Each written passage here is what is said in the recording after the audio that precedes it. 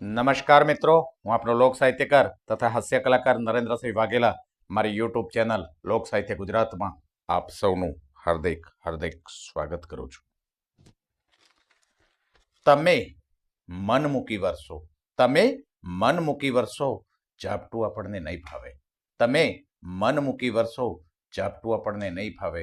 અમે તો હેલીના માણસો, માવઠું આપણને નહીં ફાવે. પ્રેમી એની ગર્લફ્રેન્ડને કહે છે કે મારી ભાઈ દોસ્ત જેવી કાર નથી, પણ હું તને મારી પલકો પર બેસાડીને ફેરવીશ. એના જેવો બંગલો પણ નથી, પણ તને મારી દિલની સાંકડી શેરીમાં રાખીશ.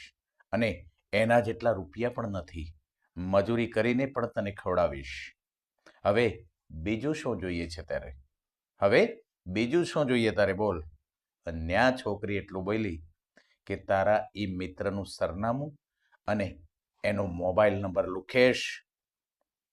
ભૂરો બસ સ્ટોપ પર ઉભો રહીને વિચાર કરતો હતો કે ફિલ્મોમાં આળો હિરોઈનો છે વીજળી ચમકે તરત ડરની મારી હીરોને ગળે ભેટી પડે અને પછી જે આનંદ થાય, મોજના તોરા છૂટે, એ વિચારમાં ભૂરો ઊભો હતો. બરોબર બસ સ્ટેન્ડે બે સુંદર યુવતીઓ પણ ઊભી હતી અને ભૂરો વીજળીની ઉમળકા બેર રાહ જોઈ રહ્યો હતો.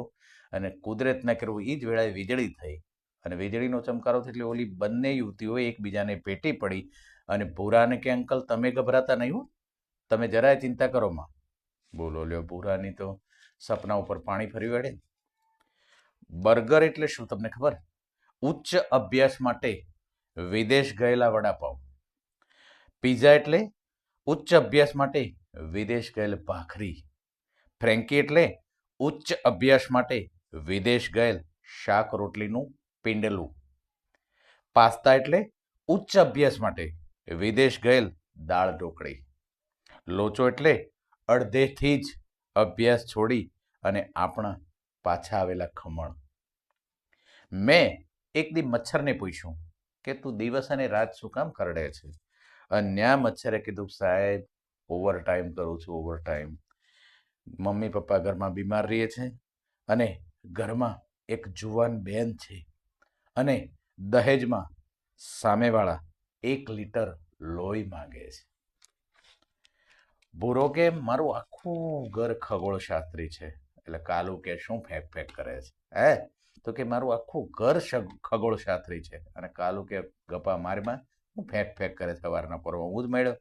અને ન્યા ભૂરો કે જો નાનપણમાં મારી માં મને ચાંદો દેખાડતી અને થોડોક મોટો થયો એટલે બાપા એક થપ્પડમાં આખું બ્રહ્માંડ દેખાડી દેતા અને બાકી રહેતું તું તે લગ્ન કર્યા અને બૈરું લાવ્યું.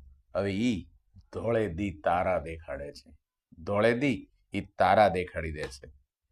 ભૂરાને કોરોના કાળમાં એની પત્નીએ રસોઈ કરવા કહ્યું.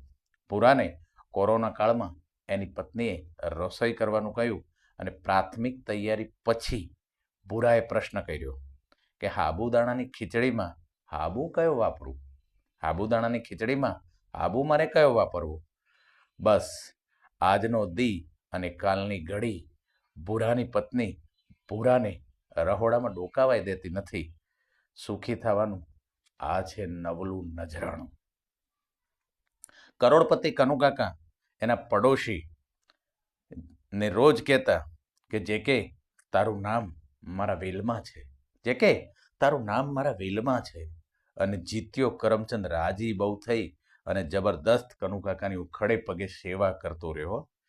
પણ કાકાના મૃત્યુ પછી ખબર પડી કે કાકાની ગાડી હતી એના વ્હીલ ઉપર જે કે ટાયર લખ્યું હતું. એના વ્હીલ ઉપર જે કે ટાયર લખ્યું હતું અને જીત્યો. કાકાને મરી ગયે 3 વર્ષ થયા પણ હજી એ ગાળ્યું દે છે. એક આદમીએ જાહેરાત કરી કે હું 500 રૂપિયામાં વાંદરા ખરીદીશ.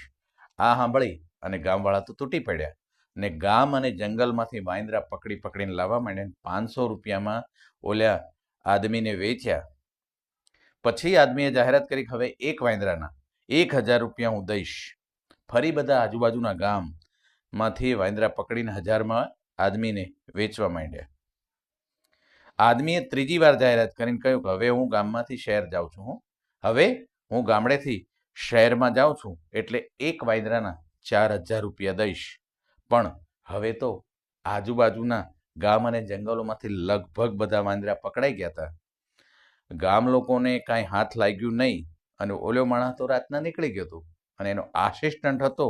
એણે કહ્યું કે આપ વિચારો તો સરના પાંજરામાંથી આ જ વાંદરા 3000માં ખરીદી લ્યો અને સર પાછા આવે ને એટલે 4,000 રૂપિયામાં વેચી દેજો.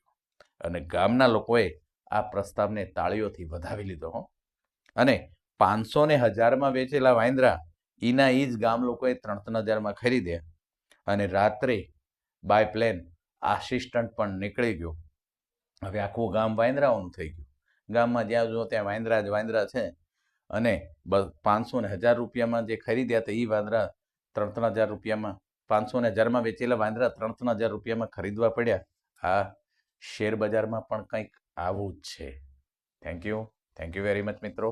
મારી આ જ શૈલી આપ સૌને પસંદ આવતી હોય ચોક્કસ મારી ચેનલને લાઈક, શેર અને સબસ્ક્રાઈબ કરશો મિત્રો, અને કરાવશો. Thank you very much.